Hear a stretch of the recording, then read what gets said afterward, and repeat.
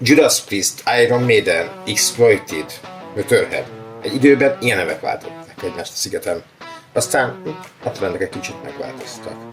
Oké, az utóbbi években is láthattunk kisebb színpadokon punk rock és metal neveket, de azért nagyon nem ez volt a főcsapás irány.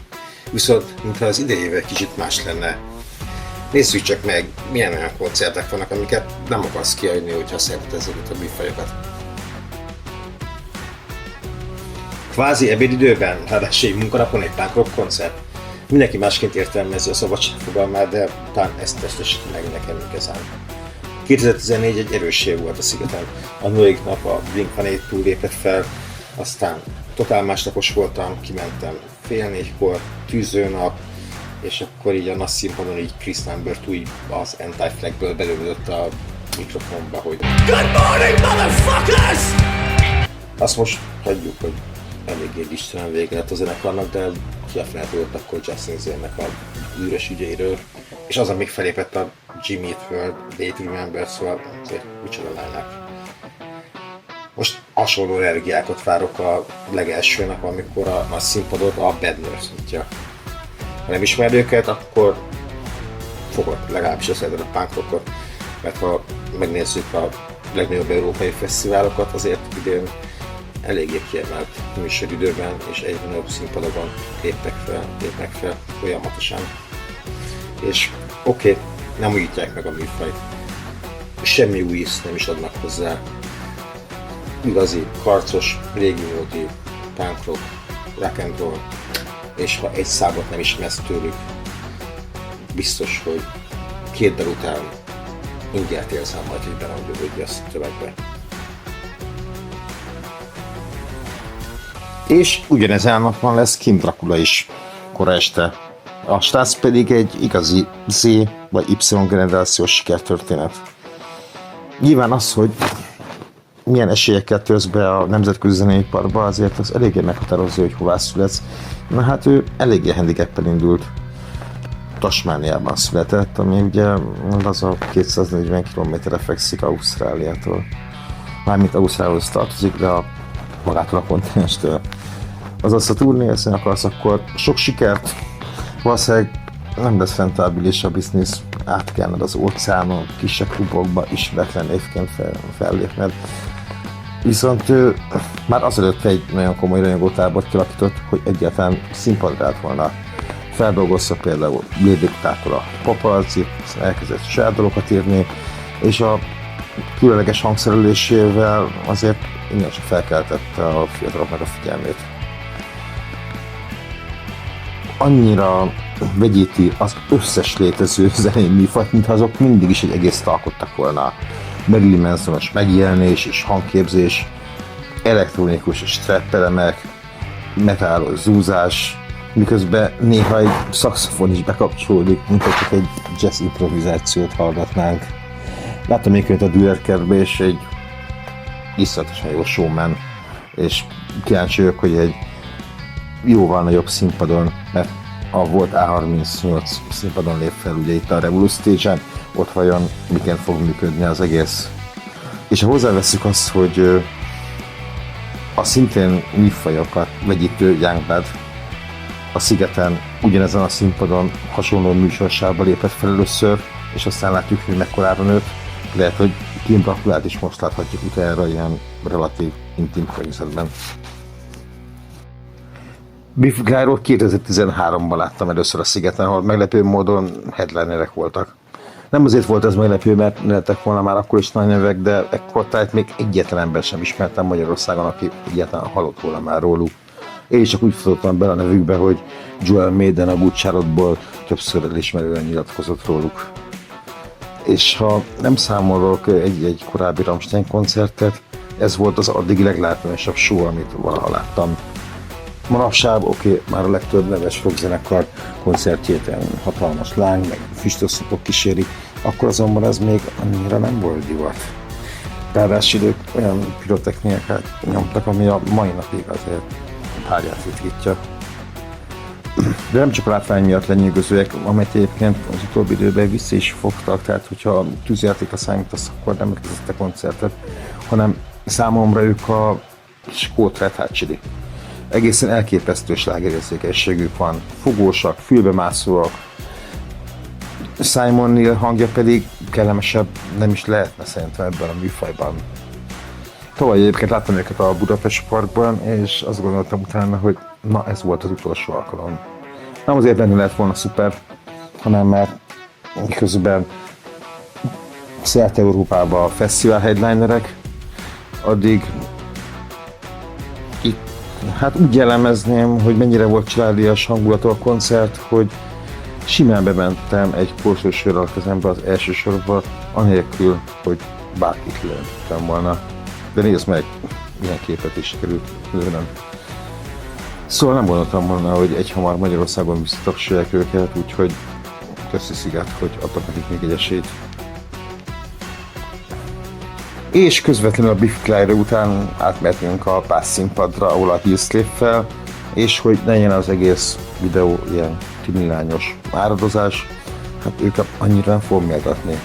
Szó sincs arra, hogy rosszak lennének, de ahogy a művelt angol mond rá, hát nem az én csészetem. Elég annyit mondanom, hogy noise rock, stoner elemekkel. Bocs, ez nem az én stílusom. Láttam őket élőben a Bring Me The Horizon előtt, egyik filmemben a másikon ki, egyszerűen számomra semmit nem ad, de biztosan nagyon jól csinálják, mert a műfajban viszont egyre elismertebb nevek, sokat emlegetik őket, van egy rajongó táboruk, szóval hogyha szeretel az ilyesmit, akkor hajrá! Na, de jöjjön végre egy igazi nagy hal. Ha valamiért örülök, hogy jelenleg színű vagyok, akkor az, hogy akárhányszor voltam Twenty Vampires koncerten, mindig összeveszem az aktuális barátnőmmel. Az első ilyen eset 2019. februárjában volt.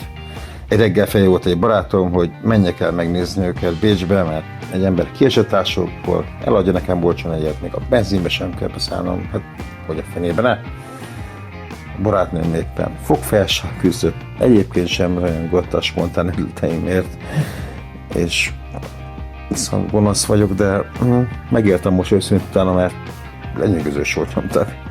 Akkoriban még nem volt kényelem ez az emo trap, jobb hiány, így sorolom be őket, de bírtam oda a szövegeket, vitt a flow, egyedi az arculatok és elektronány világok, szóval eléggé megkedveltem őket. Aztán alig, hogy hazaértem Bécsből, kiderült, hogy ugyanazon az évben a Szigeten is fellépnek.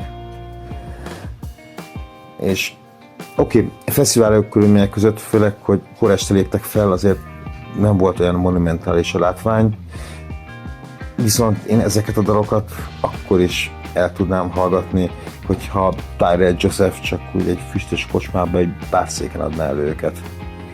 Azért egyébként még volt előttük Frank Carpenter, Rattle Snake és a headliner a Foo Fighters, szóval azért tud a Sziget néha, hogyha akar. Ez pedig egy annyira erős nap volt, hogy itt nem is emlékszem, hogy mi is nem leszünk össze a barátnőmmel. És azért a Twenty Vampires azért nem az a zenekar, ami annyiszor turnézna Európában, szóval szerintem az idejében ez egy abszolút kicsodatlan cucc. És akkor jön két olyan előadó, akiről nem fogok hosszasan regélni. Kezdjük a Leap-el, amely egy feltörekvő brit együttes, és hát abból indulunk ki, hogy idén Budapesten a Pászlasz fős túrgában koncerteztek. Hát ennek a feltörekvésnek még igencsak az elején járnak. Ugyanakkor feléptek idén a Young Blast Chart Fesztiválon, a Pártfesten, ahová azért nem akárkiket hívnak el. Belaggatva a dalaival pedig igencsak lendületes, már ilyen pánkos indie rockot nyomnak. Érzem bennük az X-faktort, hogy nagyra nőjenek, szóval egy esélyt azért megérnek. Aztán ott van még a német Enisoké, egy fokkal nagyobb hal, Spotify-on van olyan daluk, ami már 20 milliós meghallgatásnál jár. Első blikre én nem érzem bennük azt a karakter, ami miatt így kitűnnének az átlagos metalcore bandák sorából, de azért elég korrekten nyomják, és egy fesztiválon volt időben, ez nekem több mint elég. És ha már metalcore, akkor jön az idév legnagyobb dobása. A Sziget teljes történelemben nem volt még arra példa, hogy ebből a műfajból valaki headlinernél, de arra is tudtam, hogy egyáltalán azt szépen lépjen fel. Sok olyan koncert van egyébként, amit csinálnak, hogy kijöttem, de az mindenképpen közéjük tartozik. hogy nem voltam ott 2011-ben a Dürer Kertben a koncertjükön, mert akkor még nem is ismertem őket, viszont már kíváncsi lennék, hogy azok, akik ott voltak, és ilyen intim környezetben látták őket, azok olyan sejtették, hogy ez lesz az együttes, ami az egész műfajból egy nap a legnagyobb név lesz. 2014-ben a Volt Fesztiválon éreztem, hogy ez a banda ez kezd nagyon nagyra nőni. Hiába akkor még ilyen sima vászon háttér előtt léptek fel, volt valami füstkép, de korrekt idősávot kaptak, de egyszerűen a közönség szeretete és a belőlük álló energiát nem lehetett nem észrevenni. Mára pedig nem tudás jelenteni, hogy a generációk legnépszerűbb együttesen műfajban idén olyan órás fesztiválokon léptek fel főfellépőként ráadásul, mint a francia Hellfest, a belga Grespo, és szerintem a Rammstein leszámítva nincs olyan rock együttes jelenleg, ami látványosabb sót adna.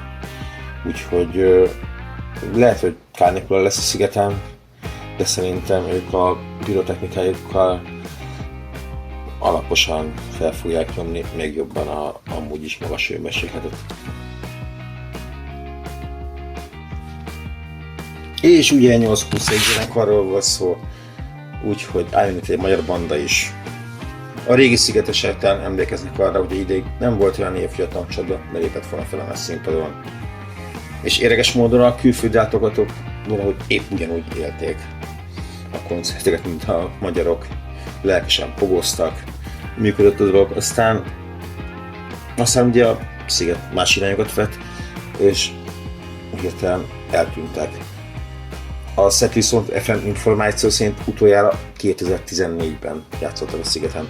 Most viszont ugye van a Budapest Parknak egy kitelepülése, ahol magyar zenekarokra koncentrálnak, és ott ismét lesz tankcsapda. És lehet mondani, hogy jaj, ez a tankcsapda már nem olyan, mint régen, viszont mindenkit megnyugtatok, mert az élet a legjobb méreg dalaiból fognak szemezgetni, sőt, azt hiszem egy az egyben játsszák az albumot, úgyhogy minden megvan a nosztalgiához. Kijöttem valakit a felsorolásból?